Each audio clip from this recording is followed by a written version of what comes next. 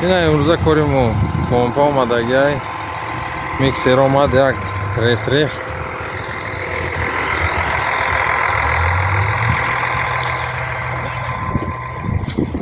مهروج مهروج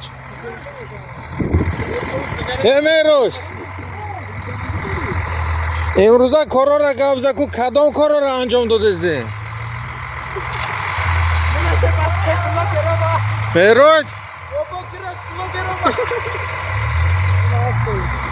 جدین کدام سطح کارا را انجام داده ایستاده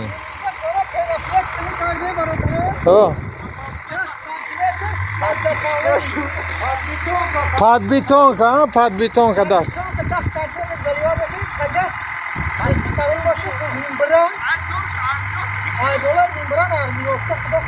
تو پاگو سخت میشه و نصیب باشه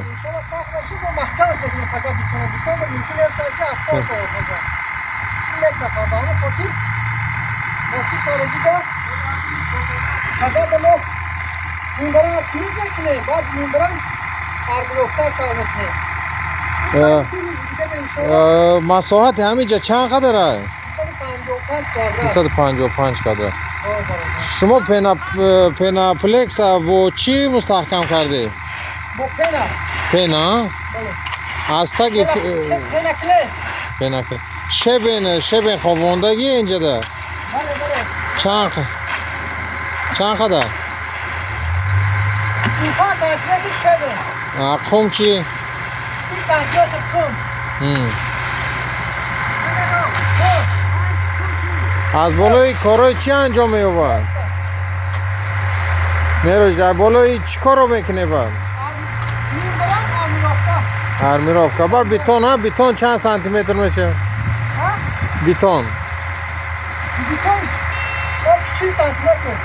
آفشه 30 سانتیمتر دیگه با بیتون میاد 10 سانتیمتر با 30 سانتیمتر دیگه بیتون برابر. یاد گیره کارا. بله چی گفتن داری با همه مخلصات و یاد پادپیس چیکار؟ بهترین سفانو یا پایده چقدر میتونی ریز همین گواری کار کنی؟ بله گواری کرده تو نیستی؟